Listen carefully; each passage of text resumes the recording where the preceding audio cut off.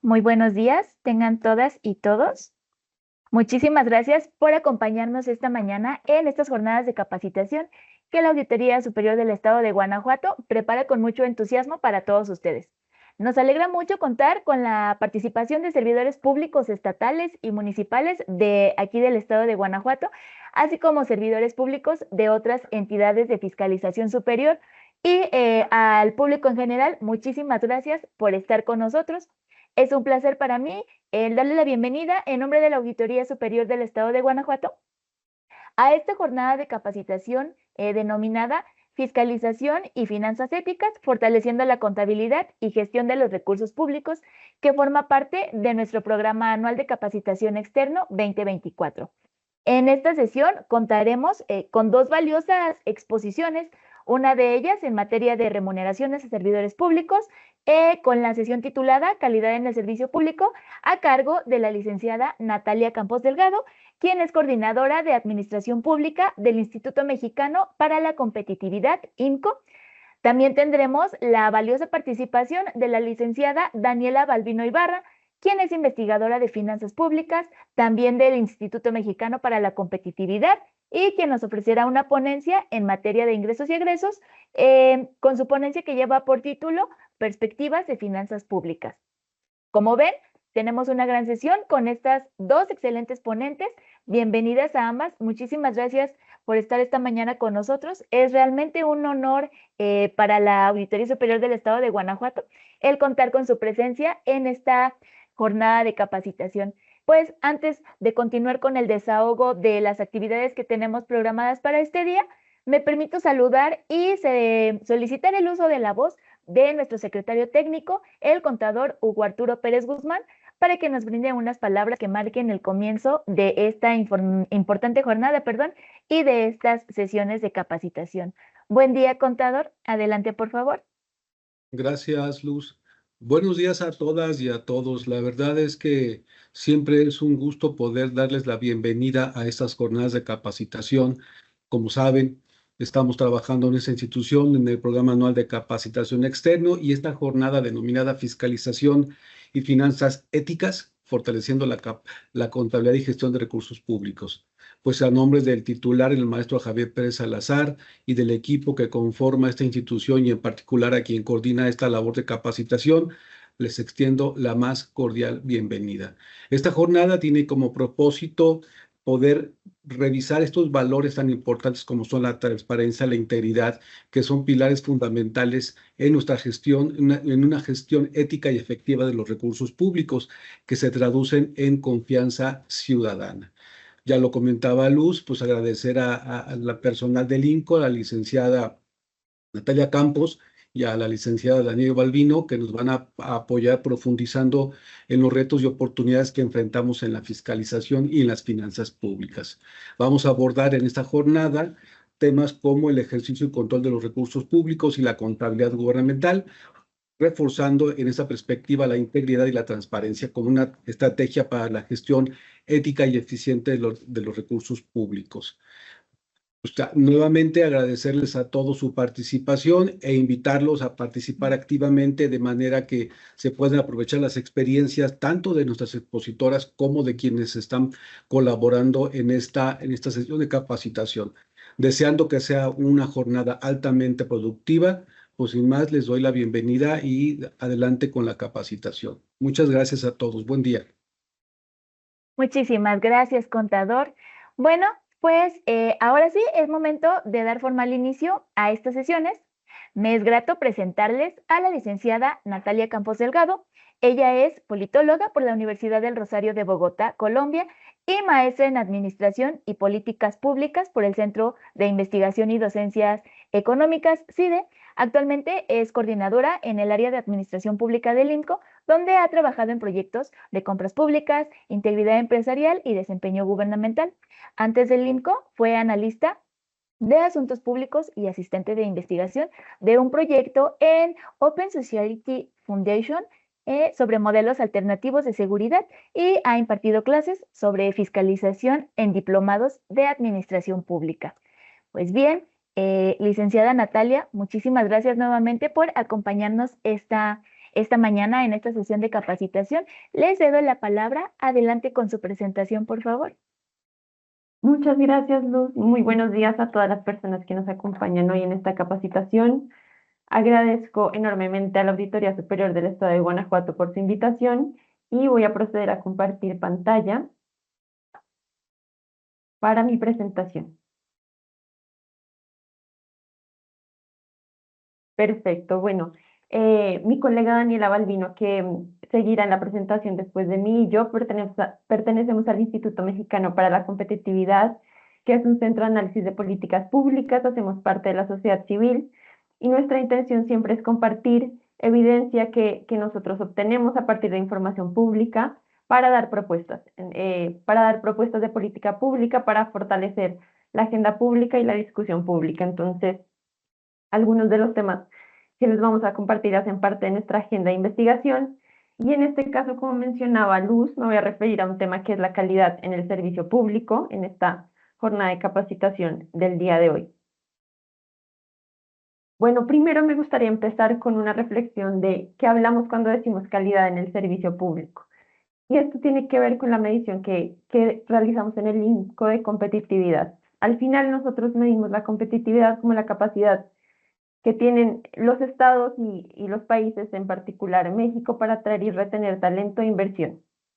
Y parte de esta capacidad de retener el talento, parte de esta capacidad tiene que ver con administraciones públicas, con servicios públicos sólidos, con recursos humanos fortalecidos, con una gestión eficiente de las finanzas públicas y al final tener canales de comunicación con la ciudadanía de manera que las acciones del servicio público puedan atender y puedan responder a las demandas ciudadanas. Entonces, en general, a eso se refiere la calidad en el servicio público, a la capacidad que tienen las instituciones y unidades públicas para dar respuesta a las demandas ciudadanas y a lo que se define como problemas públicos.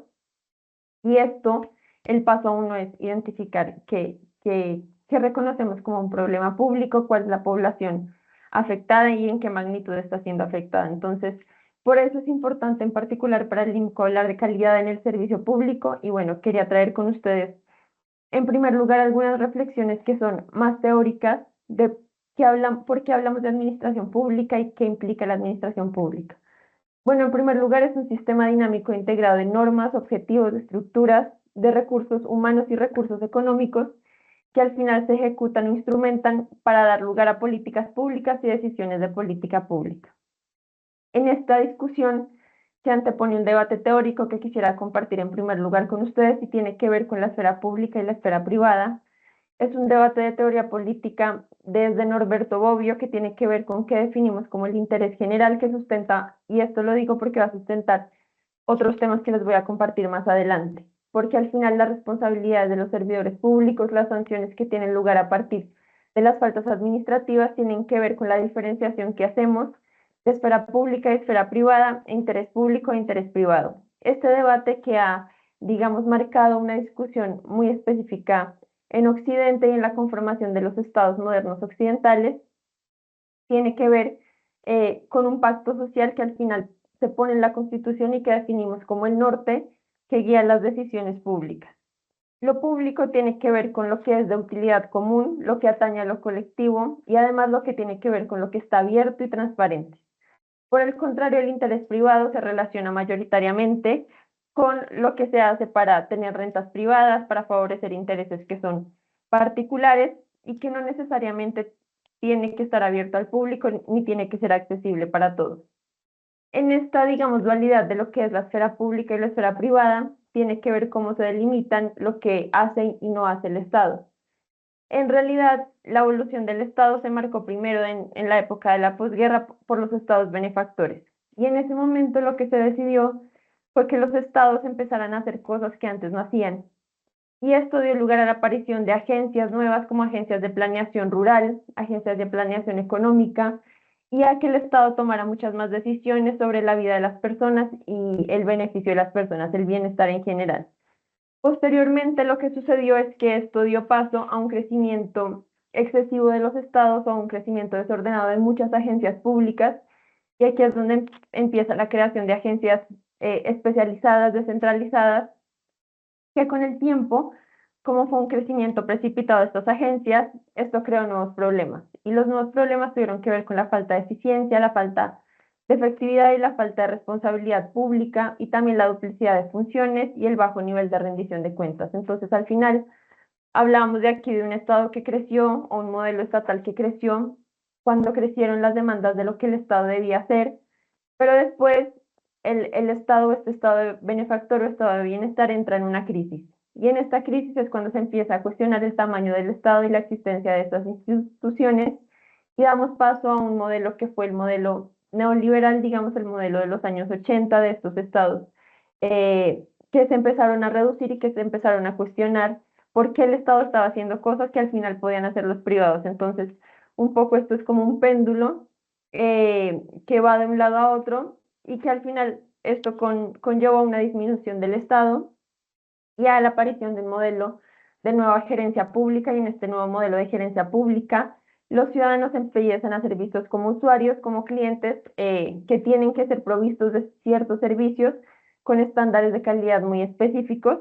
Y al final esto también conlleva una nueva crisis, que es esta crisis del Estado, digamos, más tecnocrático, de este Estado que está fundado sobre el conocimiento técnico, sobre la estadística, y pasamos a un nuevo modelo que es el modelo en el que un poco nos estamos moviendo hoy en día, que es el modelo de gobernanza. ¿Qué pasa en este modelo de gobernanza? Que tenemos al Estado, pero también damos paso a la participación activa del sector privado, de la organización de la sociedad civil, de los ciudadanos y grupos de ciudadanos, y estamos en este nuevo modelo que además es una administración pública que se enfrenta a nuevos retos. Este es el modelo en el que podríamos decir que estamos actualmente, que se encuentra el Estado mexicano, e implica, entre otras cosas, apuntar a nuevos retos y a enfrentar nuevos desafíos. ¿Cuáles son estos? Primero que todo, la desigualdad de ingresos. Uno de los retos actuales de la administración pública es que primero tenemos unas sociedades que son plurales, unas sociedades que son diversificadas, pero que también en esas diferencias están las desigualdades de ingresos con condiciones difíciles que vimos sobre todo después de la pandemia, como el alto nivel de inflación y las dificultades de las finanzas públicas. De esto les va a hablar mi colega Daniela en unos momentos, pero existe todo un panorama, un ecosistema de dificultades financieras que están en los estados, que ustedes pueden ver en sus propias instituciones. Hablamos aquí de los modelos de austeridad y al final la realidad es que, ¿qué pasa con las instituciones o qué pasa con el trabajo diario que ustedes realizan? Que tienen que cumplir ciertas metas, llegar a algunas métricas, ser evaluados en su desempeño con unas condiciones de recursos limitados y quizás cada vez más limitados por condiciones externas o internas. Entonces, este es un reto que se enfrentan o al que se enfrentan las administraciones públicas, sumados a otros que son retos más globales, por ejemplo, los impactos del cambio climático. Cada vez más, y todos lo percibimos en el día a día, son más frecuentes los eventos climatológicos extremos con consecuencias aún más graves, y esto implica tanto una carga para la vida o la calidad de vida de las personas, como nuevamente una carga para las finanzas públicas, la carga de la deuda pública, y además un contexto en esta gráfica, lo que pueden ver es el nivel de confianza en los servidores públicos por entidad federativa.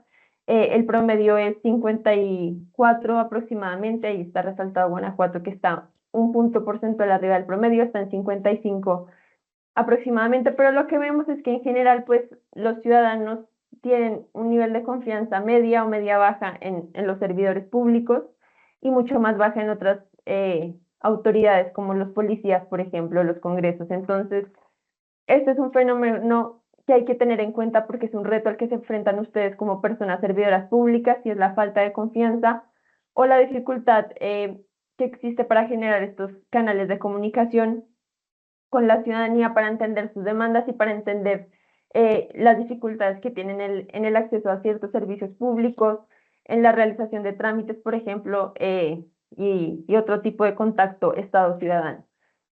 Entonces, bueno, esta confianza, que además luego se va a relacionar con otros problemas como el de transparencia y la dificultad de establecer un gobierno abierto, pues son muy importantes para tener en cuenta.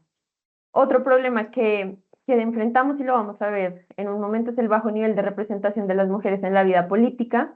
Aunque ha sido creciente la participación en los últimos años y aunque hay cada vez más oportunidades para las mujeres en la esfera pública, al final aún tenemos una brecha una brecha de género que se ve sobre todo en los puestos de alto mando, en los puestos de liderazgo público, también en las empresas privadas.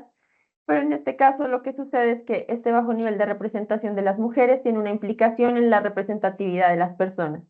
Hay toda una teoría que tiene que ver con la representatividad burocrática y es qué características de la ciudadanía tienen los funcionarios públicos que trabajan día a día en las instituciones del Estado y que al final toman las decisiones. Y entonces, pues al final lo que se esperaría es que si la mitad de la sociedad somos mujeres, también fuera paritaria la participación de las mujeres en la esfera pública y en los altos mandos. Y otro punto muy importante que vale la pena mencionar es la coordinación y la coherencia de políticas públicas.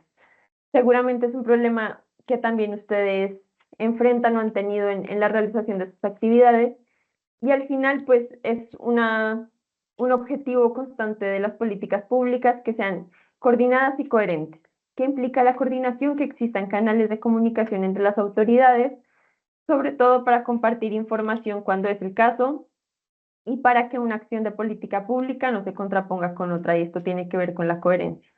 Muchas veces vemos en la acción pública que falta coordinación entre niveles de gobierno, pero también entre dependencias del mismo nivel de gobierno, y esto pues dependiendo del tipo de política pública de la que estemos hablando puede tener muchas explicaciones, pero en realidad el punto es que la coordinación nunca es un resultado espontáneo de la acción pública, nunca se genera solamente por buena voluntad, digamos, sino que la coordinación implica generar un mecanismo, generar una herramienta de coordinación. ¿Y qué herramientas de coordinación tenemos en lo público? Hablamos de sistemas, por ejemplo, que es una de las más comunes. Tenemos, como ustedes saben, el Sistema Nacional Anticorrupción y los sistemas estatales anticorrupción que tienen esta lógica en su diseño, y es que se hablen entre sí las instituciones que están encargadas del combate a la corrupción, que están encargadas de la prevención, de la sanción y de la investigación de posibles hechos de corrupción.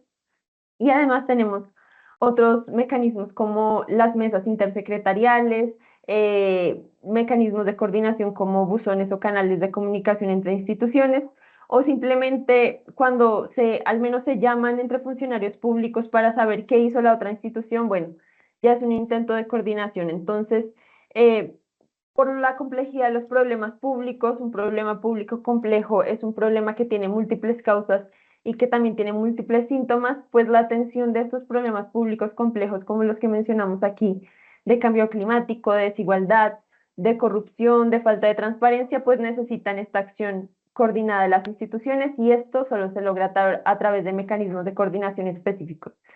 Entonces, bueno, quería compartir con ustedes estas reflexiones sobre la conformación del tipo de Estado, porque al final esto determina su actuación como servidores públicos.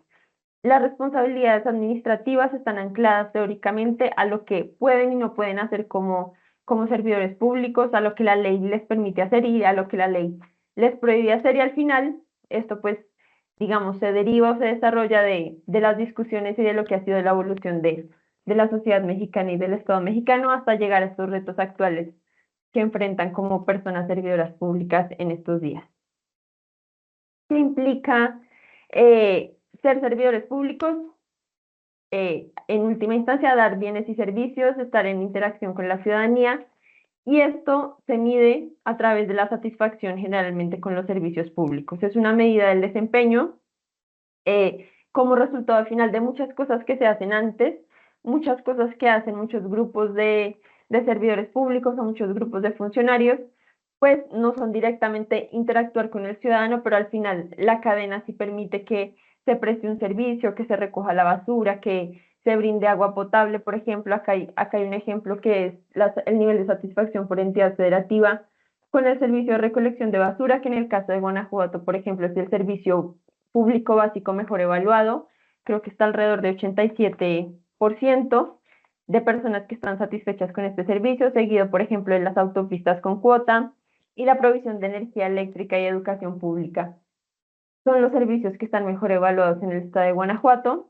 Y por otro lado, las policías, los servicios de policías y las calles y avenidas son los que están peor evaluados. Esta información es de la Encuesta Nacional de Calidad de Impacto Gubernamental del INEGI, que nos da mucha información sobre esto, sobre el nivel de confianza ciudadana en un primer momento en todas las autoridades. Al final, lo que nos permite concluir la ENSIC es que la ciudadanía tiene más confianza en sus familiares, en sus vecinos, en lo que tiene más cercano, también en las universidades, pero tiene poca confianza en otras autoridades, como les decía anteriormente. Entonces, estos dos indicadores, el nivel de confianza en los servidores públicos y en las autoridades estatales, y por otro lado, el nivel de satisfacción con los servicios públicos, al final nos permiten tener una aproximación al desempeño que estamos teniendo como servidoras y servidores públicos y nos permiten entender un poco cuál es la percepción de la ciudadanía de lo que estamos haciendo en nuestro trabajo diario.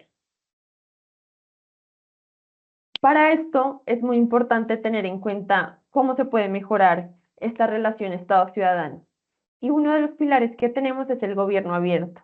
El gobierno abierto, como les mencionaba anteriormente, estamos en el enfoque de gobernanza, que es el enfoque que permite la participación activa de la ciudadanía, de actores del sector privado, de sindicatos y de la sociedad civil en general en la toma de decisiones de política pública. El gobierno abierto es un pilar importante de la gobernanza porque justamente permite juntar estas condiciones como la transparencia, como los canales de comunicación, cómo dar a conocer la información pública en tiempo y forma, para que al final las personas no solo participen en un punto de la política pública, sino que tengan la posibilidad de participar en el diseño, en la implementación, en el seguimiento y en la evaluación de la política pública. ¿Y qué implica esto?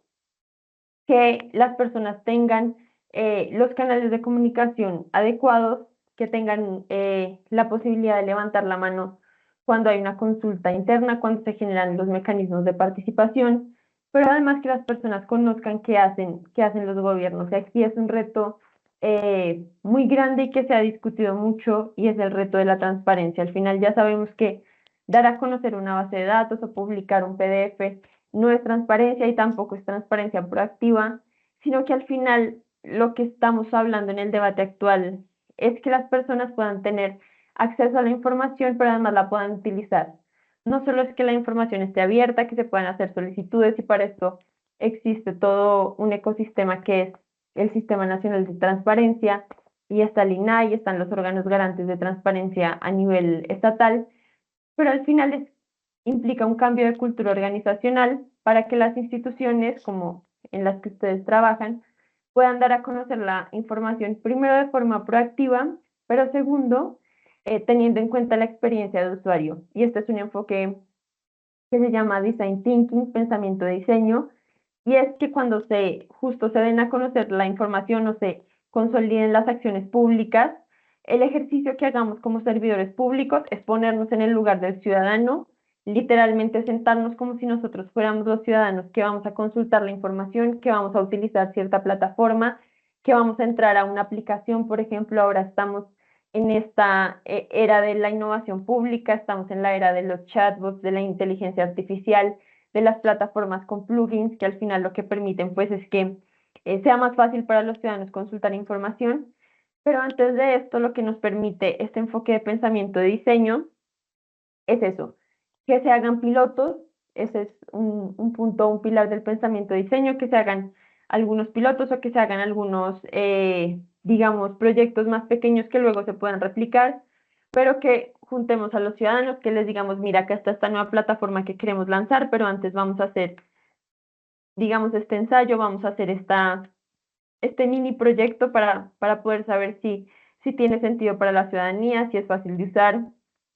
También hablamos aquí de algo muy importante que son las competencias o las herramientas digitales con las que cuenta la ciudadanía, que no siempre son las mismas con las que tenemos en el servicio público. Entonces es importante entender qué piensa el ciudadano, qué le interesa, qué le inquieta, y como les decía, las encuestas como la ENSIC son una fuente de información muy importante que ustedes tienen a la mano como servidores públicos, pero también todos estos ejercicios que involucran directamente a los ciudadanos son muy, muy valiosos. Y acá están la lista de actores que, de acuerdo con la OCDE, pueden participar o estarían en la lista de potenciales participantes de estas iniciativas de gobierno abierto, que son organizaciones de la sociedad civil, también el sector académico, que trabaja muchas veces de la mano con los gobiernos, los ciudadanos en general, el sector empresarial y los sindicatos.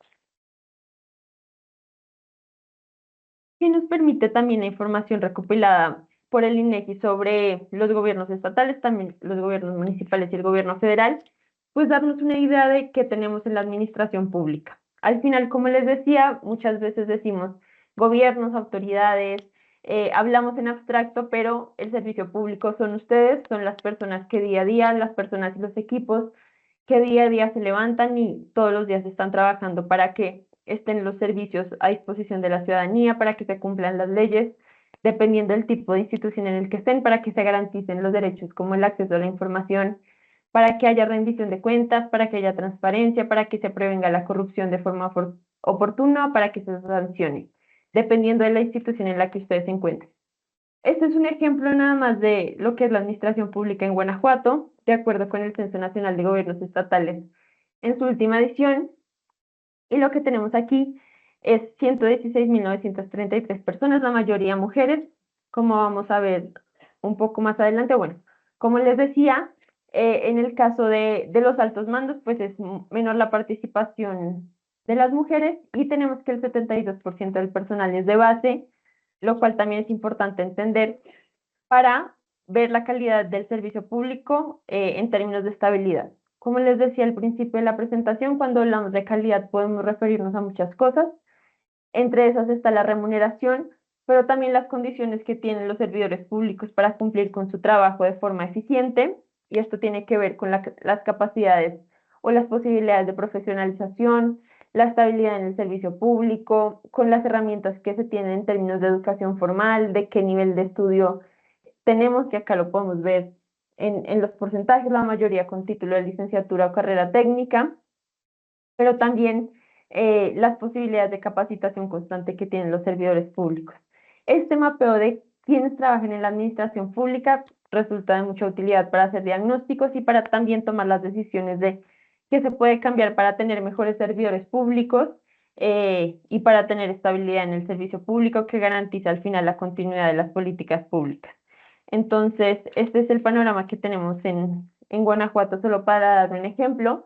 Y en términos de titulares, por ejemplo, de las instituciones de la administración pública, tenemos que 22 son mujeres y 56 son hombres. Entonces, como les decía, hay un área de oportunidad ahí para cerrar algunas brechas de género que se mantienen en los altos mandos. Y tenemos que en general, pues es una población joven o se concentra la mayoría de la población de 30 a 49 años, de 30 a 44 años es la mayoría de la población. Y esto es muy interesante porque lo que mencionan instituciones como la OCDE es que es recomendable que, digamos, exista variedad generacional en el servicio público. ¿Y esto qué quiere decir? Que participen en los puestos, en los cargos, personas de todas las edades. Cuando se da un fenómeno de, digamos, estancamiento generacional, que son personas mayores, pues se tiene el reto de que no es difícil hacer cambios. Estamos en inercias organizacionales muy constantes y al final pues eso impide que, digamos, que se modernicen en muchos casos los procesos de la administración pública, pero también cuando estamos en un escenario de generaciones muy jóvenes o que todos son muy jóvenes, pues hay un tema también de, primero, de falta de experiencia y de que es muy costoso para las instituciones transitar la curva de aprendizaje para que el servicio público pueda desempeñarse de forma eficiente. Entonces, ¿cuál es la recomendación de la OCDE? Que haya variedad de edades en las administraciones públicas, en las instituciones de la administración pública, y que esto implique, digamos, un modelo de aprendizaje colectivo, digamos, que se enseñen unas generaciones a otras. Y bueno, también otro tema sobre los retos de las generaciones más jóvenes en el empleo, que ya tienen otra expectativa, tanto de aprendizaje como de estabilidad, y seguramente ustedes lo han visto si tienen compañeros y compañeras mucho más jóvenes. ¿Qué tenemos en términos de remuneraciones de los servidores públicos? Un poco rescatando este tema en particular, pues un marco normativo constitucional. En términos de derecho comparado, la Constitución de los Estados Unidos mexicanos es la que más específicamente, por lo menos en América Latina, define las remuneraciones de los servidores públicos, y hubo cambios, como ustedes saben, a partir de este sexenio con la Ley Federal de Remuneraciones de los Servidores Públicos y también con la Ley de Austeridad Republicana. Entonces, está muy específico en la Constitución el tema. En el artículo 75 se establece la obligatoriedad de tener los tabuladores desglosados en los proyectos de presupuesto de las instituciones que utilicen recursos federales, y en el artículo 127 constitucional está esta disposición de que las remuneraciones deben ser adecuadas y renunciables por el desempeño de su función, coherentes con el tipo de actividad que se desempeña, y además no pueden ser mayores o superiores a las del superior jerárquico, ni mayores a la remuneración recibida por el presidente de la República, digamos en esta lógica de austeridad, con algunas excepciones, como que dependa del tipo de actividad por el desempeño, pero son justamente excepciones. ¿Qué tenemos en este marco normativo? Algunos puntos muy importantes. A pesar de que está muy específica la remuneración, lo que se ha hecho tradicionalmente en el esquema de México es que se establecen topes, como los de los tabuladores, y en este caso un tope superior, que es el tope del presidente de la República. Sin embargo, no se establecen criterios más desglosados o más detallados por el tipo de función y el tipo de desempeño. Eso ha pasado históricamente y ha derivado en algunos tipos de distorsiones. ¿Cuáles son estas distorsiones? Primero, que se compactan los salarios en la alta burocracia, en los en los cargos de mayor rango. Segundo, que se han politizado las decisiones sobre las remuneraciones, y esto, bueno, lo podemos ver en muchos ejemplos y en muchos casos que en algunas situaciones implicaban casos de corrupción, porque pues se recibían remuneraciones que no son coherentes con el trabajo que se realiza.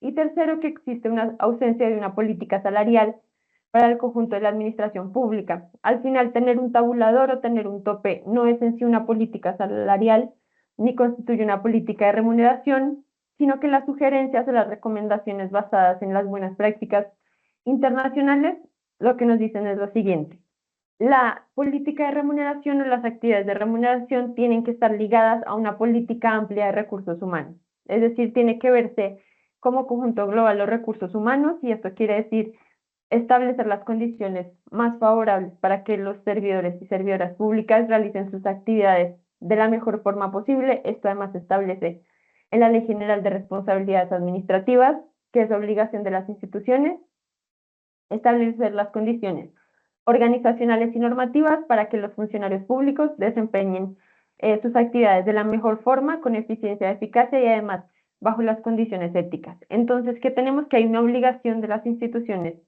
de establecer las mejores condiciones para ustedes, y eso luego conlleva a la otra cara de la moneda, que es las obligaciones de cumplir ciertas funciones y las faltas administrativas cuando estamos en contraposición al cumplimiento de esas obligaciones.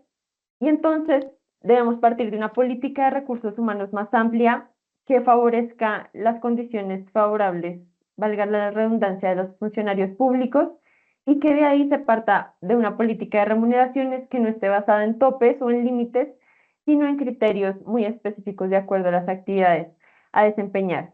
Y esto que permite al final que se despoliticen justamente los principios que guían las remuneraciones, porque cuando se está a ese nivel de detalle, como existe en otros países, pues es más difícil el espacio de discrecionalidad para decidir a ti sí te subo, a ti no, porque eres otro tipo de funcionario, sino que al final va a ser algo que esté profundamente ligado al tipo de actividad que se realice. Entonces, no estamos ahí todavía, existe un marco normativo muy específico, pero que al final no nos da, digamos, una política de remuneraciones basada en una política más amplia de recursos humanos y de bienestar de los servidores públicos, sino que está sujetada a topes y no a criterios específicos. Entonces, digamos, ese es el marco general y el área de oportunidad que encontramos con respecto a las remuneraciones de los servidores públicos. Y esto tiene que ver con las buenas prácticas que les decía. Al final, lo que queremos en el servicio público es identificar y atraer proactivamente a los mejores perfiles. Esto cada vez es más difícil, es más desafiante por varias razones. Primero, porque el mercado es muy competitivo, porque ya existen pues varias opciones para las personas que se titulan, que quieren empezar su carrera laboral, que pueden estar en la iniciativa privada, pero además porque nos faltan algunas acciones específicas. Primero es identificar correctamente los perfiles de los empleados, y seguramente es algo que ustedes han visto en el curso de su carrera profesional. Muchas veces tenemos empleos que no hacen match con el perfil de las personas, o lo contrario, hay personas con muchas habilidades o con ciertas habilidades muy específicas que están en el empleo, digamos, incorrecto porque no las pueden utilizar muy bien. Y ese es el primer reto que tenemos, poder establecer los mecanismos necesarios de convocatoria y los mecanismos de contratación para que los perfiles sean idóneos o lo más idóneos posibles. Tampoco, digamos, hay herramientas perfectas para eso, pero sí que los perfiles sean los más idóneos de acuerdo a las necesidades de la institución o a los requerimientos de la institución. Segundo, necesitamos contratar competencias necesarias.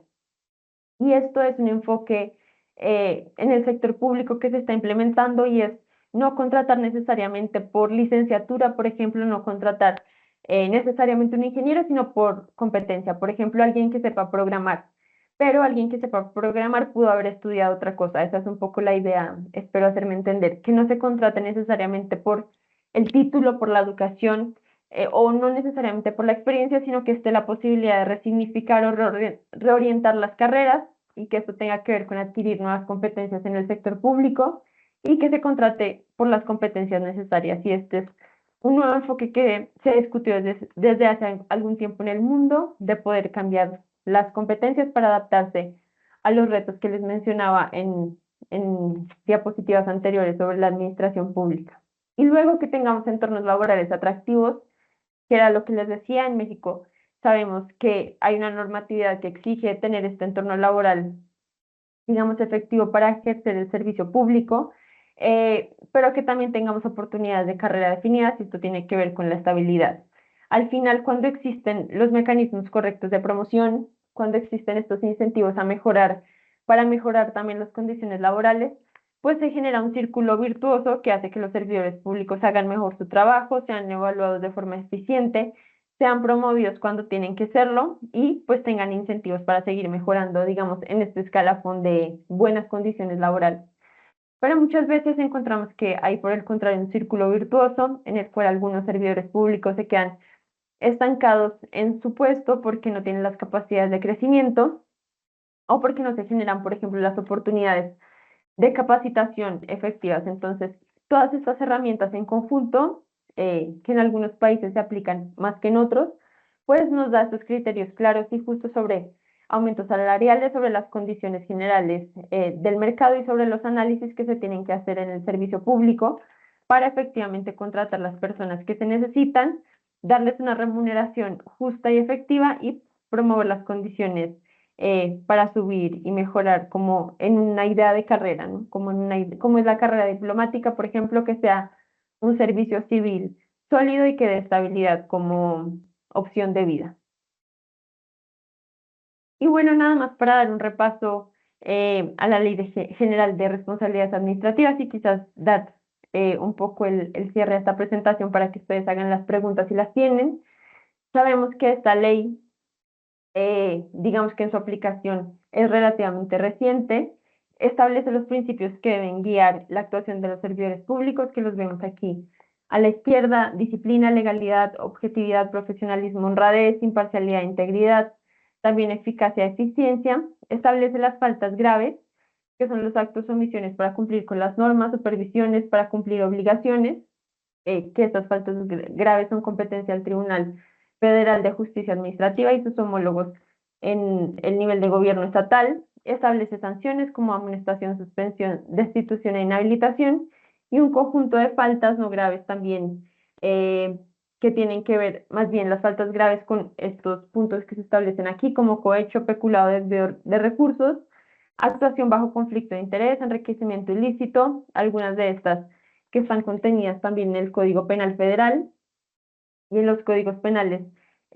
sucesivos, que implican pues una investigación, si es el caso, de la Fiscalía Anticorrupción, porque es su jurisdicción. Entonces, tenemos este esquema general de responsabilidades administrativas que no solo establece las faltas, aquí está cruzado los títulos, las faltas no graves, que son actos o omisiones para cumplir con las normas, las faltas graves, que son las que se enlistan aquí, y las sanciones. Entonces, tenemos este marco de aplicación nacional muy bien establecido y además las competencias en este esquema institucional que, como ustedes saben y como lo mencionaba, están inscritas en una lógica sistémica del Sistema Nacional Anticorrupción, y en el cual pues la Secretaría de la Función Pública desempeña un papel específico y su homólogo estatal sanciona directamente a funcionarios por faltas administrativas no graves, denuncia los casos de mayor gravedad ante el tribunal y la fiscalía especializada y además controla y dirige toda una red de auditores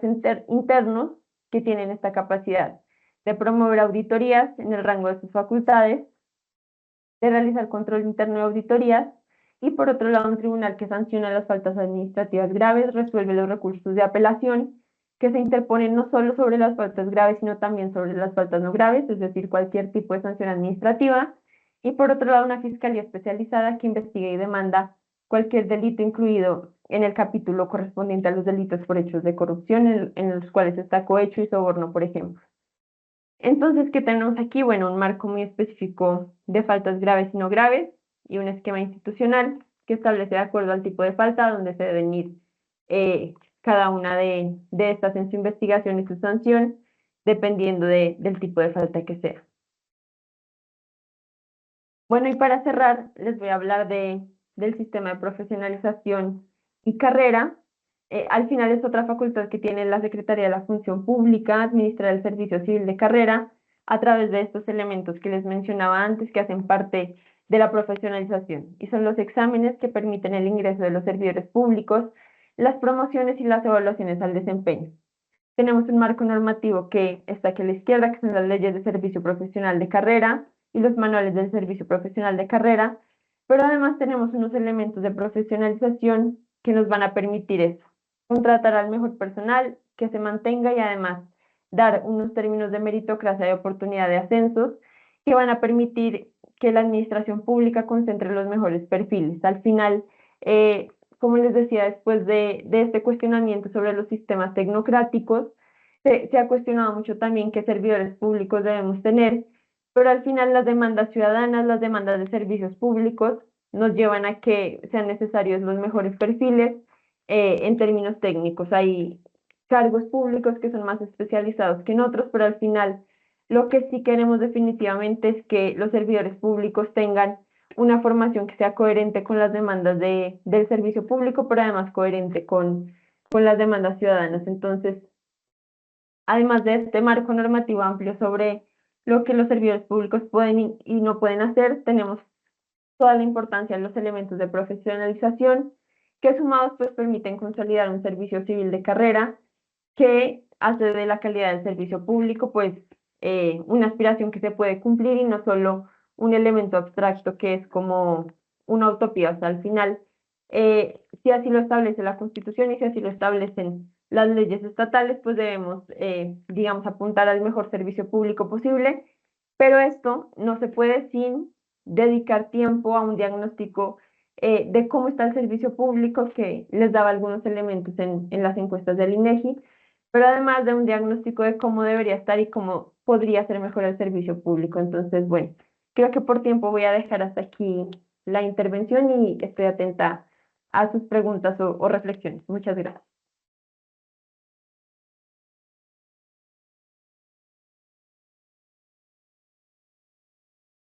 Muchísimas gracias. Licenciada Natalia, me parece que hasta el momento no tenemos preguntas. No sé si alguien quisiera compartir alguna duda, algún comentario.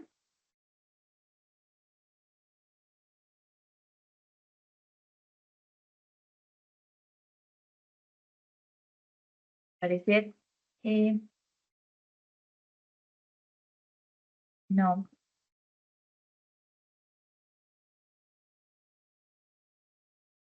No. Al parecer no tenemos dudas respecto a tu presentación. Perfecto. Muchas gracias a todos por su interés. Todo muy bien, nos comentan. No, al contrario, muchísimas gracias por tu excelente presentación. Natalia, sobre calidad en el servicio público, es realmente muy interesante escuchar cómo desglosaste temas tan importantes como los retos que enfrenta hoy la administración pública y pues la necesidad de fortalecer la integridad en el servicio, además de los retos actuales que tenemos en la administración pública y pues la importancia de la integridad y la profesionalización de los servidores públicos.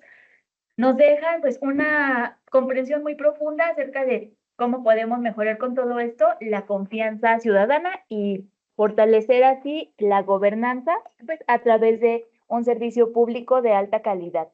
Me parece que aquí están ya ahora sí escribiendo en el chat. Sí, agradecimientos, nos dicen que muy bien, excelente presentación, muchas gracias. Sí, al parecer no tenemos dudas. Pues bien. Perfecto, ¿Perdón? muchas gracias. No, muchas gracias, Luz, muchas gracias a todos por su atención y bueno, creo que esta presentación, que fue más un abrebocas de muchos temas, da la entrada para la presentación de mi colega Daniela, que tú ya la vas a presentar, que va a hablar sobre finanzas públicas, sobre ingresos y egresos y además sobre algunas investigaciones y herramientas que ha desarrollado el INCO, específicamente un barómetro de información presupuestal que permite conocer información en el cumplimiento de la transparencia presupuestaria a nivel municipal y estatal y el informe de ingresos de las entidades federativas. Entonces, muchas gracias. No, al contrario, muchísimas gracias, Natalia. Pues ahora sí,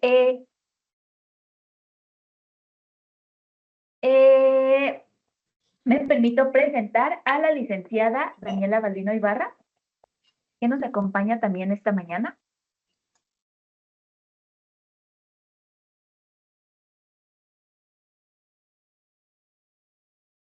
Por aquí la tenemos ya.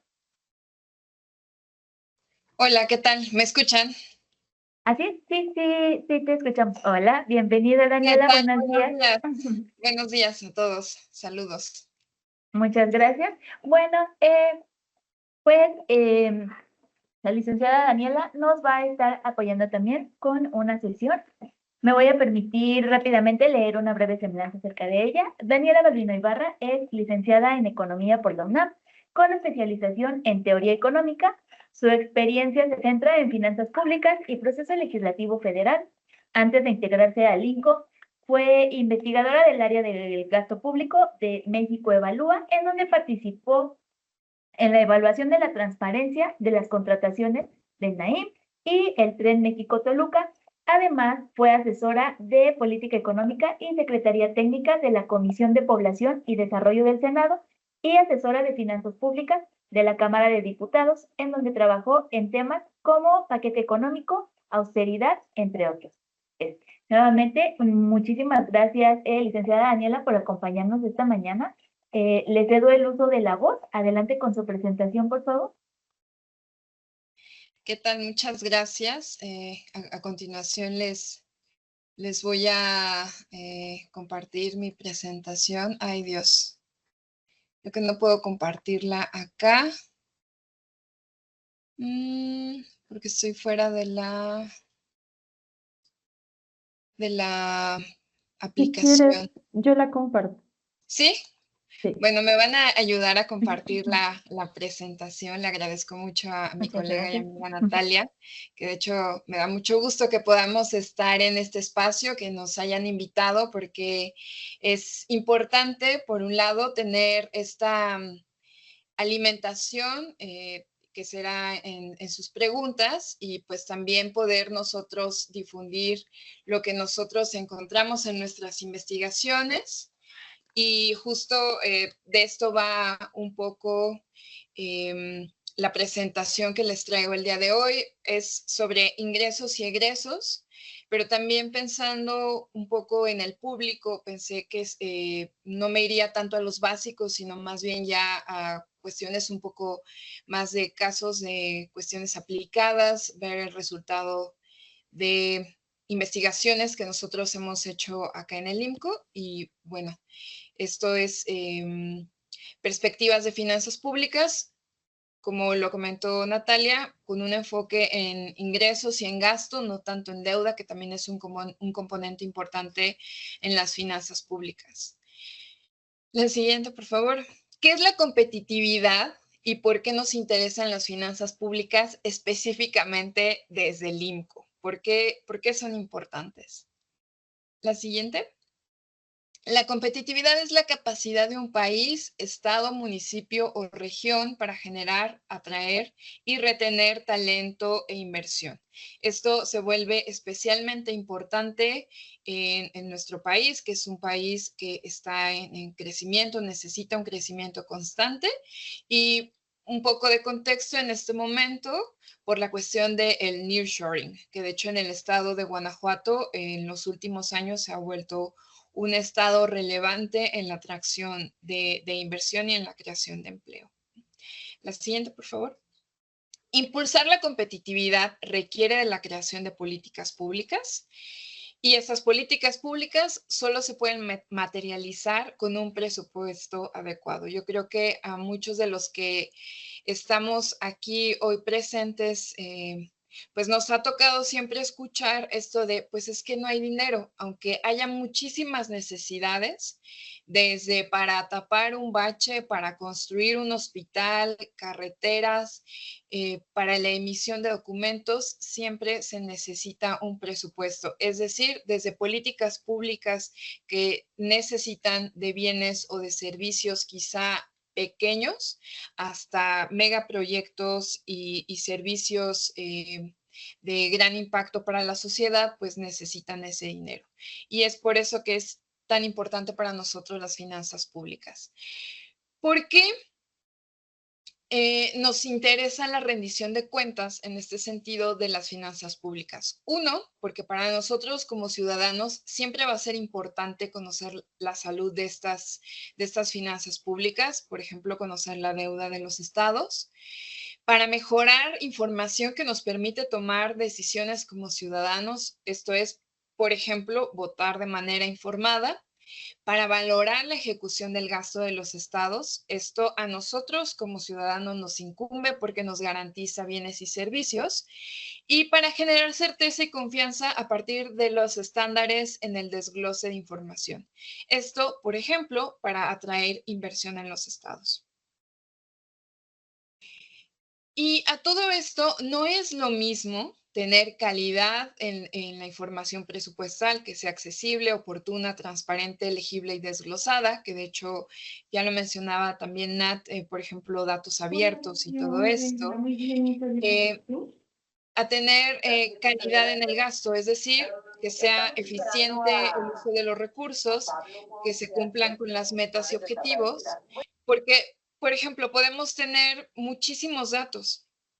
Podemos acceder a ellos, que sean transparentes, que sean legibles, que estén desglosados hasta el mínimo detalle, pero si este gasto simplemente no se usa de manera eficiente, algo anda fallando.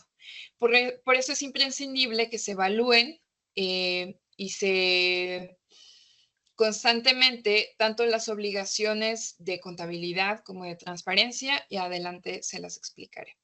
La relevancia de la transparencia, pues nos incumbe nuevamente como ciudadanos, pero principalmente a los poderes públicos.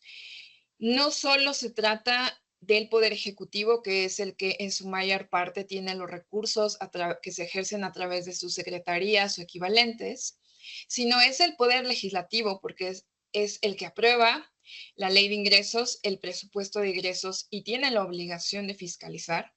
El poder ejecutivo porque tiene que garantizar el cumplimiento del gasto, y el poder judicial porque ejerce el gasto de los recursos, pero también garantiza derechos humanos y bienes y servicios que pues requieren de recursos para materializarse.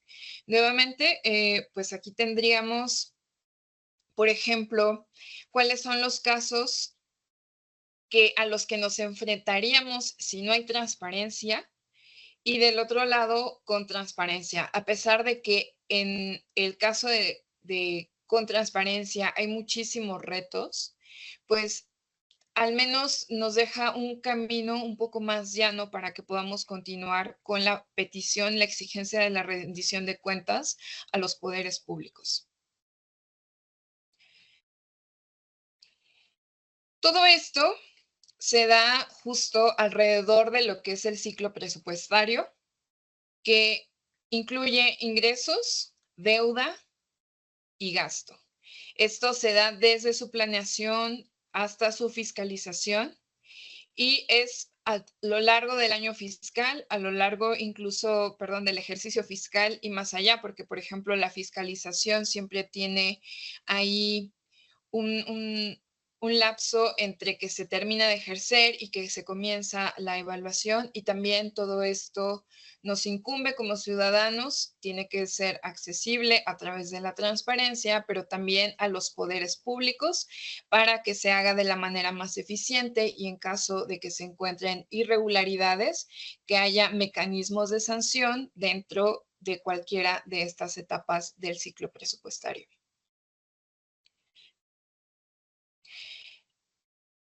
Regresando a lo que comentaba Nat acerca de trabajos que nosotros hemos hecho en el área de finanzas públicas en el IMCO, estos son dos de los productos más recientes que tenemos, también son dos de los productos más viejos, por así decirlo también, que tiene el área. Uno es el Barómetro de Información Presupuestal Estatal. Anteriormente se hacía el Barómetro de Información Presupuestal Municipal, pero no se ha actualizado. Esta edición es de 2023, salió el año pasado con las leyes de ingresos y los presupuestos de egresos de los estados de 2023. Y luego tenemos el Informe Estatal del Ejercicio del Gasto, que se realiza a partir de la información financiera, es decir, ya a partir del ejercicio del gasto que hacen las entidades federativas. Y esto fue del ejercicio fiscal 2023 y es la edición 2024, se publicó recién en junio, hace 2 o 3 meses. La siguiente, por favor. Desde 2008, el IMCO, como les comentaba, elabora un barómetro de información presupuestal estatal.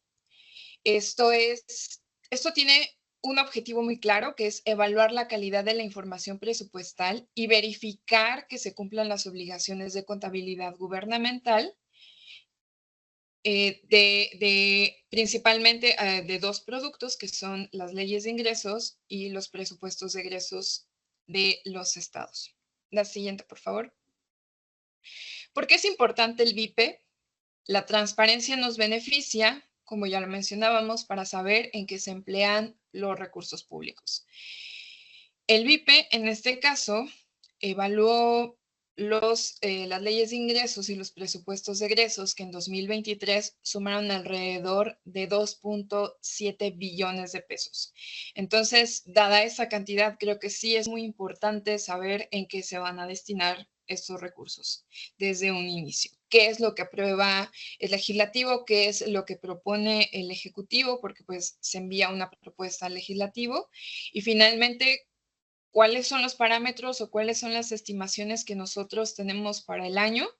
Y con base en eso, pues se generan las expectativas de los bienes y servicios que va a recibir la población. La siguiente, por favor. ¿Qué hace el BIPE y cómo? Bueno, mide la calidad de la información presupuestal de las 32 entidades federativas, verifica el cumplimiento de la contabilidad gubernamental, de la disciplina financiera y de la transparencia, fomenta buenas prácticas de información y contribuye a eliminar condiciones de opacidad.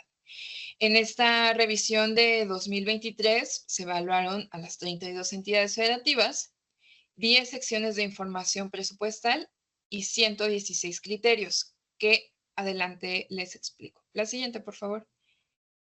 Las 10 secciones están enfocadas principalmente a la categorización que tienen las leyes de ingresos y los presupuestos de egresos. Es por un lado, y por el otro, al cumplimiento legal que se tiene con respecto a la información que ahí se está presentando.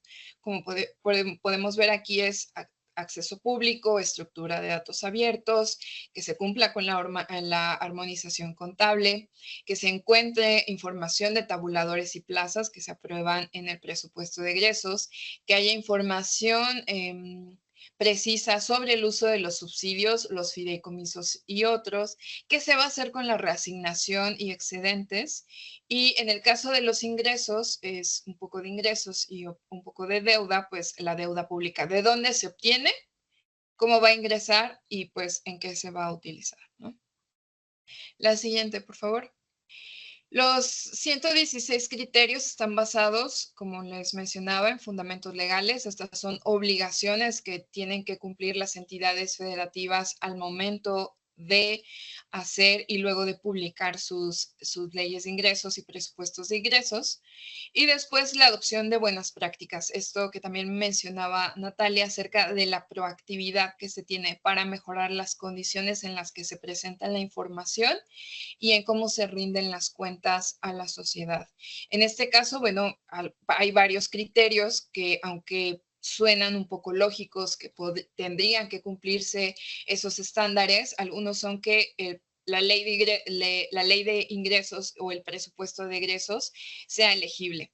¿Y esto por qué? Porque en un inicio, en 2008, cuando se empezaron a hacer este tipo de evaluaciones para generar este documento, había documentos que eran completamente ilegibles, inentendibles, tabuladores que no tenían ningún tipo de sentido. Entonces, a pesar de que, por ejemplo, el fundamento legal te da una estructura o te da un formato sobre el cual lo tienes tú que presentar, bueno, no precisamente se establece, por ejemplo, que tenga que tener una calidad de legibilidad, ¿no? Y entonces esto se da en la adopción de las buenas prácticas. La siguiente, por favor.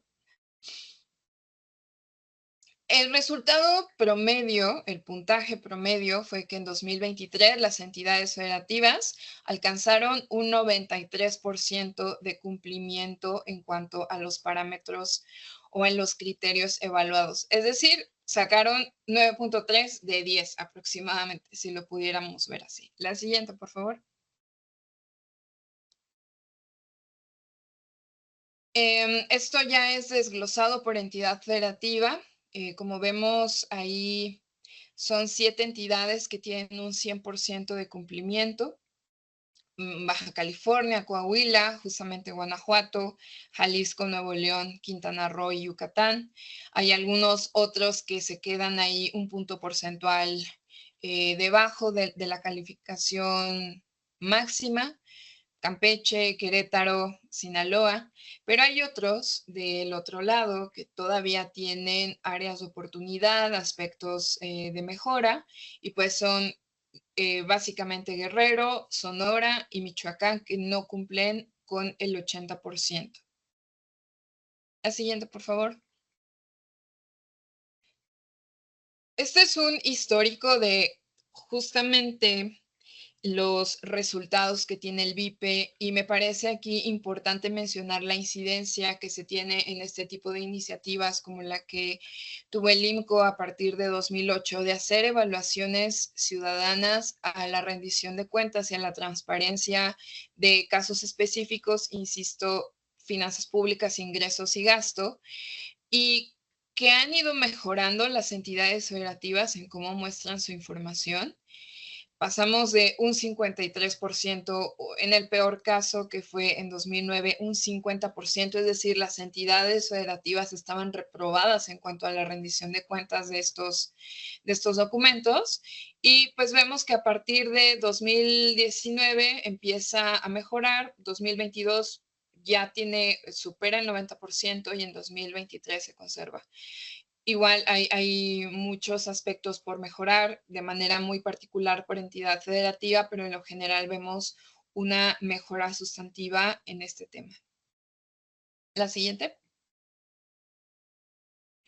Como les mencionaba, hay 10 secciones que se evalúan. En esta gráfica están acomodadas de las mejores evaluadas o con mejor puntaje hasta aquellas que tienen los puntajes más bajos. En este caso, hay todavía estas últimas que son subsidios, fideicomisos y otros, tabuladores y plazas y deuda pública, en donde hay muchísimos aspectos por mejorar. La siguiente, por favor. Y justamente aquí los desglosamos, ¿no? En cuanto a deuda pública, pues no se tiene mucha precisión sobre el tipo de obligación o instrumento de contratación que se va a hacer, el destino de cada una de las contrataciones o topes para la contratación de la deuda pública en el ejercicio fiscal. El menor calificado, el de peor calificación, si lo podemos ver así, son los subsidios, fideicomisos y otros. No se desglosa o se desglosa parcialmente el financiamiento público para cada partido político, los programas por fuente de financiamiento y el desglose de los fideicomisos públicos del Estado. Esto, insisto, pues es una calificación general. Cada estado tiene su propia calificación y como ya lo vimos, pues hay estados que tienen un cumplimiento máximo, otros que tienen todavía elementos por mejorar, pero de manera nacional estas son las observaciones que se hacen al conjunto de las entidades federativas. El siguiente, por favor. Y cerrando un poco esta pinza de la transparencia y la verificación del cumplimiento de contabilidad gubernamental, llegamos al IEG. El IEG en esta ocasión tuvo un propósito específico que es evaluar los recursos, las cantidades, los dineros, por así decirlo, a grosso modo. Anteriormente se hacía justamente una evaluación también de la transparencia, no en la aprobación de los ingresos y de los egresos, sino ya en la aplicación de los recursos. En esta ocasión solo nos quedamos con la aplicación de los recursos y justamente el IEG, su propósito en este momento es mejorar la planeación de los ingresos y el gasto públicos y promover una mayor rendición de cuentas en los gobiernos estatales. Esto, pues, adicionalmente con lo que hace el BIPE. La siguiente, por favor. Como les mencionaba, el enfoque que tuvo en esta edición es evaluar si los gobiernos estatales recaudaron y gastaron conforme a lo estimado en sus leyes de ingresos y presupuestos de egresos. Se hizo un esfuerzo importante por parte del IMCO para recaudar la información de estos 9 ejercicios fiscales, porque no hay bases de datos agregadas, actualizadas, que contengan esta información de manera oportuna. Entonces, esta construcción de esta base de datos incluye 200,000 observaciones y lo que facilita es el seguimiento de 118 conceptos de ingresos y gastos de las 32 entidades federativas entre pues estos 9 años fiscales. Y el análisis y un poco el propósito también fue ver qué variaciones había entre los ingresos y el gasto a lo largo de estos años. En realidad encontramos, digamos, resultados interesantes, porque justo algo que también se replica a nivel federal, pues es un poco esto de las modificaciones a lo largo del año y ver cómo funcionaba este comportamiento a nivel estatal. El siguiente, por favor. Esto también viene un poco por la importancia que tiene el gasto público económicamente en los países, en el caso específico de México. Aquí les muestro una comparación acerca de lo que es el gasto público como peso, como proporción del PIB. Si bien no son estrictamente comparables los órdenes de gobierno de los estados, bueno, de los países que les muestro aquí, sí me parece interesante porque, bueno, Estados Unidos y Canadá son de los principales socios comerciales, si no es que los principales socios comerciales de México. Y, bueno, un país de Europa con la información disponible en esta fuente.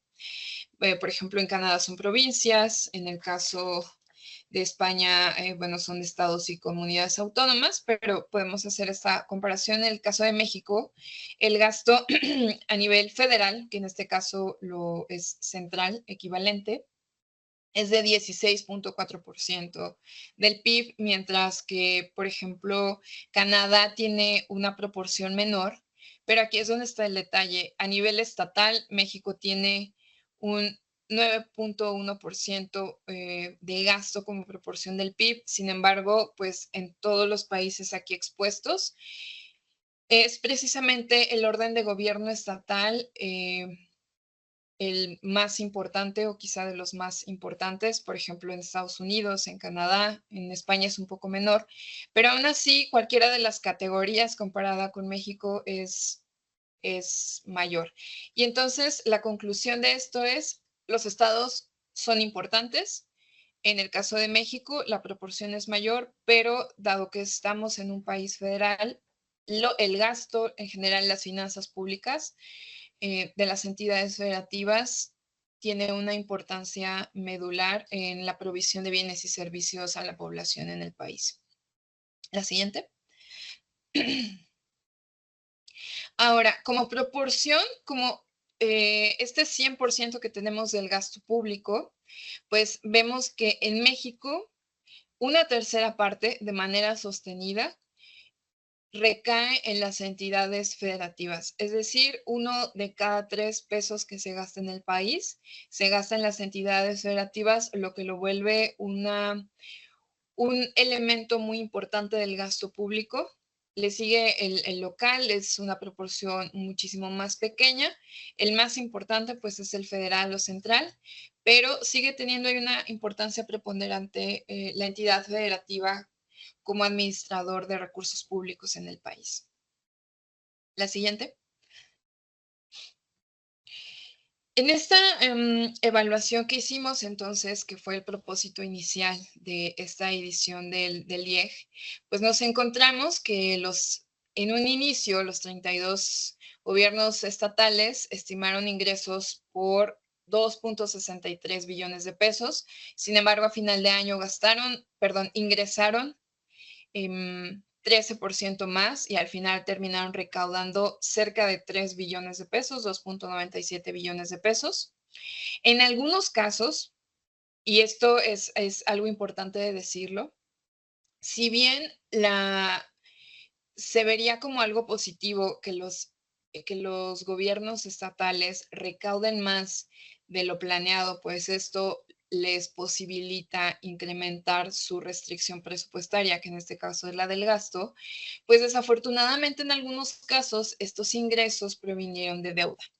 Aunque solo 9 estados fueron autorizados para adquirir 23.1 mil millones de pesos al cierre del año, 15 entidades, es decir, 6 más de las que inicialmente habían propuesto contratar deuda, reportaron haber contraído 96.8 mil millones de pesos y esto es 3 veces lo que inicialmente se aprobó. Entonces es preocupante porque pues si, es decir, se aprueba algo en la ley de ingresos, pero al final se ejecuta algo diferente y si tienes más ingresos, pero en algunos casos, insisto, en algunos casos provienen de deuda, creo que ahí habría que cuestionar justamente por qué ocurren estas discrepancias de la planeación y de la ejecución y la otra, por qué y si hay una necesidad efectiva de contratar deuda. La siguiente. La composición de los ingresos en las entidades federativas en el país está principalmente dada por los recursos federales, que aportan aproximadamente 81.2% de los recursos de las entidades. Los ingresos propios, que son 15.5%, en donde los impuestos, pues ahí aportan con una cantidad, pues no tan grande, 256.4 miles de millones de pesos. Y si bien es una proporción más pequeña, pues el financiamiento sigue aportando 3.3% de los ingresos y como bien lo platicaba anteriormente, pues algunos de esos recursos no fueron autorizados en un inicio y se tiene que conocer por qué se contrató y en qué van a ser empleados. La siguiente. La composición de los ingresos por entidad federativa aquí está expuesta. En el caso de la Ciudad de México, como lo veremos en la siguiente lámina, bueno, es un caso muy peculiar porque tienen la recaudación del impuesto predial de manera centralizada, pero en general podemos ver que hay algunos estados, que aquí la variación justamente de los ingresos por fuente varía de entidad federativa a entidad federativa. Vamos desde Aguascalientes, por ejemplo, que no tiene aquí financiamiento. En algunos otros casos, como por ejemplo Sonora, que tiene una proporción más grande de financiamiento. Esto todo es el recaudado, es decir, que es el que efectivamente se observó al final de 2023. Y podemos pasar a la siguiente. Aquí vemos cuál es la autonomía fiscal de los estados. Esto se refiere a la generación de sus propios ingresos. Como les mencionaba, la Ciudad de México pues tiene una captación, una recaudación de impuesto predial centralizada. Sin embargo, si vemos de Chihuahua a Guerrero, pues la generación de los ingresos propios de las entidades federativas es variada, desde una cuarta parte de sus ingresos totales que pues son generados por ellos mismos, como el estado de Chihuahua, hasta Guerrero, que alrededor de 3 pesos de cada 100 que tienen como ingresos los generan las autoridades, los gobiernos estatales. Entonces, pues aquí estamos hablando de que, además de que las variaciones entre los conceptos es heterogénea, también el cómo se administran las finanzas estatales desde los ingresos en las entidades, en los gobiernos estatales, pues es bastante variada. El promedio es de 12.2, sin considerar a la Ciudad de México, pero pues en este promedio, insisto, nos vamos desde el 25.7 hasta el 2.7, en donde pues hay estados como por ejemplo Querétaro, Nuevo León, Baja California, que se acercan a una quinta parte de sus ingresos propios como parte de total de sus ingresos, pero hay otros que difícilmente alcanzan el 10%. La siguiente, por favor. La definición de estas variaciones del ingreso pues impactan directamente al gasto, y esto porque siempre que va a haber un incremento en el gasto se tiene que justificar la fuente de los ingresos que van a financiar ese gasto que se está pidiendo. En este caso, los gobiernos estatales planearon gastar 2.62 billones de pesos, pero al cierre del año ejercieron 2.85 billones de pesos. Esto es 9% más, lo que representa una cantidad de 235 mil millones de pesos, que más o menos es 2.2 veces el presupuesto de la Secretaría de Salud. Es decir, es un ingreso, un gasto excedente importante. Sin embargo, pues algunos de estos incrementos los vemos en algunos conceptos y en algunos no. En este de otras, que incluye obligaciones financieras como el pago, como transacciones o el pago del costo financiero de la deuda, transferencias a municipios, pues registró una variación de 16.2%. Esto es, se excedió en este concepto de gasto esta proporción.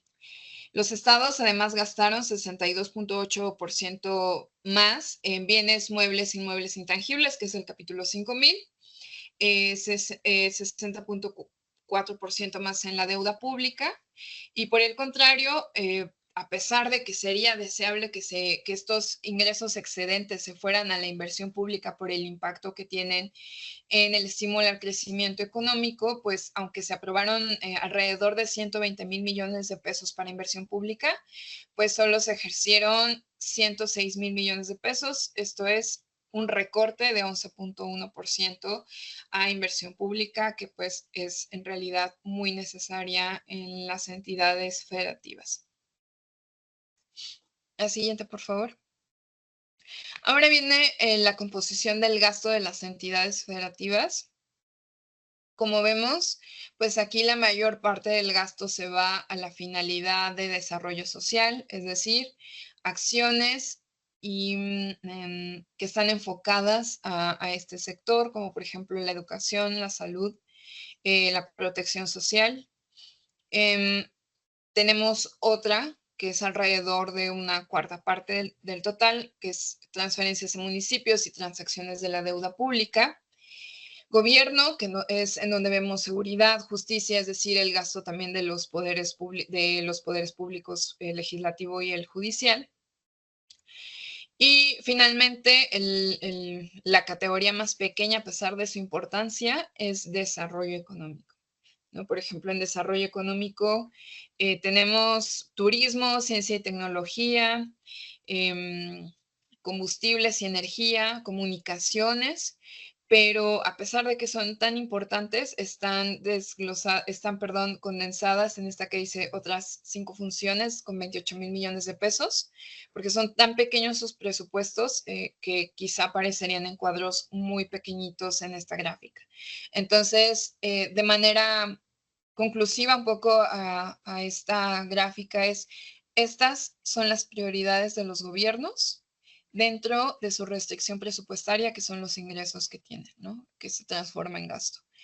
En este sentido, pues yo creo que sí, desde aquí podríamos irnos cuestionando cuáles son las oportunidades que tienen los estados para incrementar la calidad y en algunos casos que son bienes, la cantidad de los bienes y de los servicios públicos para la población, y vemos que es muy, muy restringido, y es por eso que es importante que también las entidades federativas aumenten sus ingresos propios para poder financiar todas las necesidades de la población, o no todas, pero al menos sí incrementarlas en calidad en torno a todo este ramo o a todo este abanico de sectores que se tienen aquí expuestos. La siguiente, por favor.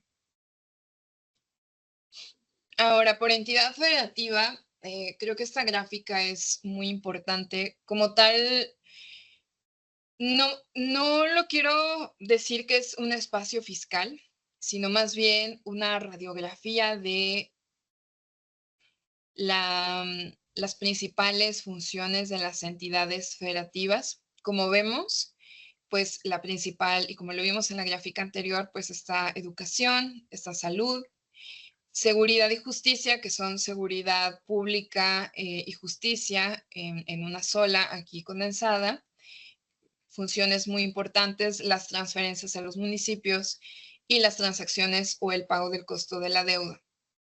Tenemos otros, y aquí hay que poner atención porque justo en estos otros es en donde está este espacio para cumplir con el resto de las obligaciones que las entidades federativas tienen con la población. Es decir, aquí en otros entra, por ejemplo, el gasto en transporte, el gasto en comunicaciones, el gasto en turismo, el gasto en legislación. Es decir, son muchísimos conceptos los que se encuentran en algunas entidades en un espacio de presupuesto reducido. Hay que incrementar ese espacio, y eso, insisto, solo se va a hacer incrementando la autonomía de las entidades federativas. La siguiente. Y bueno, finalmente recojo las propuestas que nosotros les llamamos IMCO propone de los 2 documentos que les expuse, más bien de las conclusiones o resultados de los documentos que les expuse. Uno, pues, es reformar el marco normativo presupuestal en cada entidad federativa. Se tienen que incorporar mejores prácticas internacionales para transparentar el uso de los recursos. El siguiente es establecer unidades de evaluación que vinculen los resultados del desempeño con la asignación de recursos. Esto es fundamental porque no se puede asignar recursos a programas que quizá no han tenido un beneficio elevado o un beneficio para la población. Entonces hay que reevaluar y evaluar constantemente ese tipo de resultados. Implementarla en las secretarías de Administración y Finanzas, un servicio civil de carrera, que es un poco de lo que hablaba Nat, porque hay que generar experiencia, hay que generar capacitación, hay que generar justamente un servicio que te dé profesionales especializados en el área y que no exista el riesgo de interrumpir las curvas de aprendizaje en transparencia presupuestal, que es un tema amplísimo y es un tema que conforme también avance el cambio tecnológico nos irá requiriendo muchísima más capacitación y experiencia en temas, por ejemplo, ahora con la digitalización, los datos abiertos, el manejo de inteligencia artificial y que puedan ser utilizadas y empleadas en mejorar la transparencia y la divulgación del uso de los recursos con la población. La siguiente, por favor. Y este es por la parte ya del ejercicio del gasto, pues tiene que haber controles y mecanismos de seguimiento a las adecuaciones presupuestarias.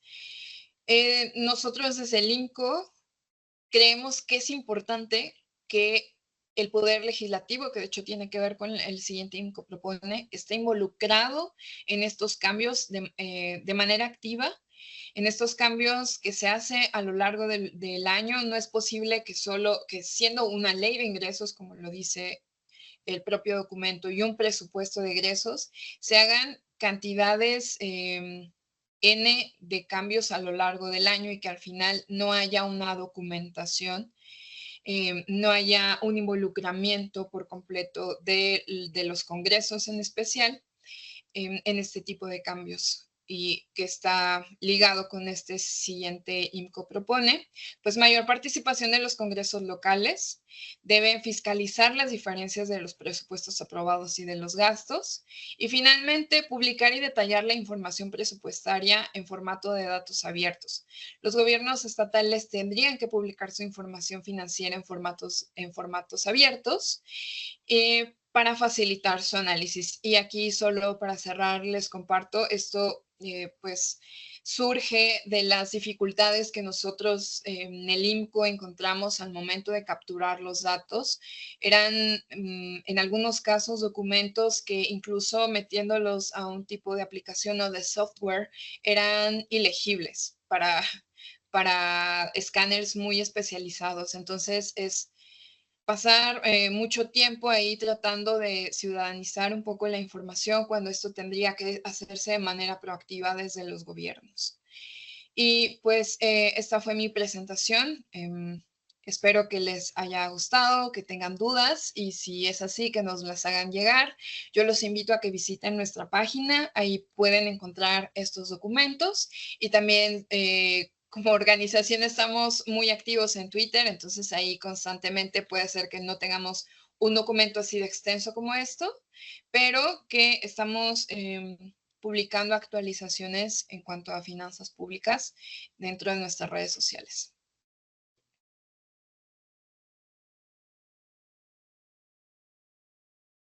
Muchísimas gracias, licenciada Daniela.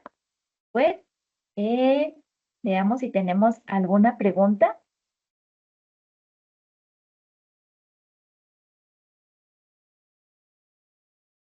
No, al parecer no. Esta vez nuestros participantes no quisieron preguntar nada.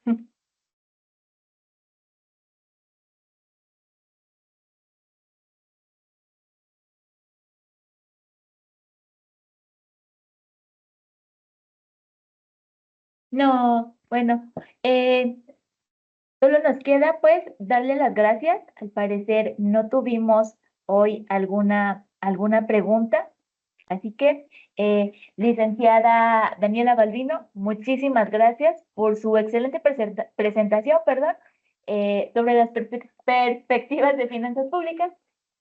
La información que nos compartió pues nos brinda una visión clara y detallada de cómo las finanzas públicas impactan directamente en la competitividad de tanto de los estados como de los municipios, resaltando pues la importancia de contar con un presupuesto adecuado y políticas públicas pues bien definidas. Además, ahora ya conocemos el barómetro de información presupuestal estatal que tienen ahí en el INCO y sabemos pues que es fundamental para evaluar la calidad de la información presupuestal de las entidades federativas. Tenemos algunas manos levantadas. Me parece que hay personas que al parecer quieren hacer un comentario o una pregunta. Vamos a dar. Listo, me parece que ya tienen acceso para que puedan encender su audio si quisieran encenderlo para que nos hagan la pregunta. Adriana Jaramillo.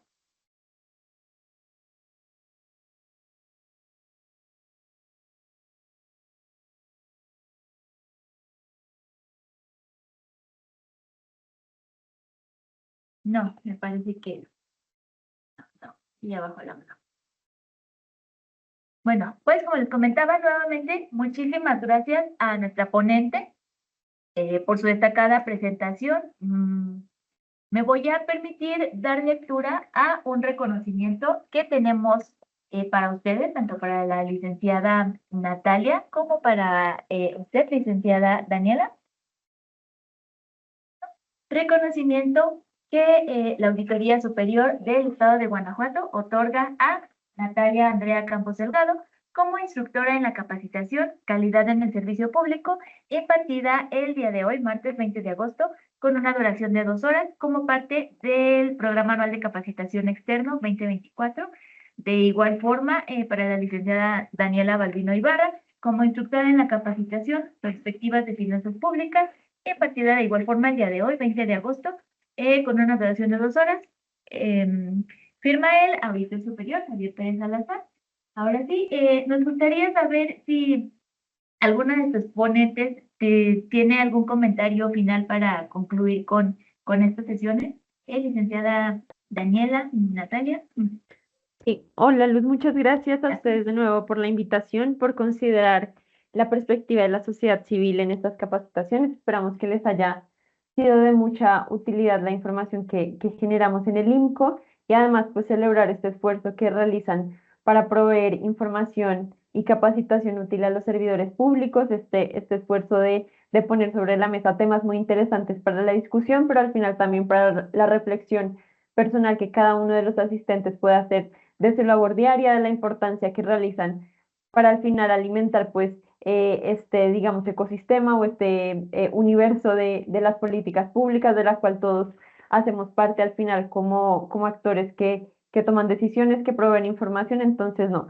Para finalizar, muchas gracias de nuevo por la invitación y a la orden todas las personas que están aquí sobre la información del IMCO, en lo que les podamos apoyar con datos, pues con muchísimo gusto, y los invitamos a consultar nuestras investigaciones en la página web del IMCO, que es imco.org.mx, y con mucho gusto les compartimos también las diapositivas, el material para quienes lo puedan consultar, y además si tienen alguna pregunta también nuestros correos institucionales. Que estén muy bien y gracias por la organización al equipo, a ti Luz y a todo el equipo de la SEC. No, al contrario, muchísimas gracias. De verdad, la Auditoría Superior está muy agradecida con ustedes por haber aceptado nuestra invitación. Me parece que tuvo aquí algunos problemitas de conexión la licenciada Daniela, porque ya no nos aparece, pero de igual forma le externamos nuestro más sincero agradecimiento. Muchísimas gracias, Natalia. Gracias en general a todo el equipo de ahí del Instituto para la Competitividad. Pues ahora sí, me parece que hemos llegado al final de estas sesiones. Muchísimas gracias a todos. En nombre de quienes colaboramos aquí en la Auditoría Superior del Estado de Guanajuato, agradecemos nuevamente a nuestros ponentes, a todos nuestros participantes. Muchísimas gracias por su atención.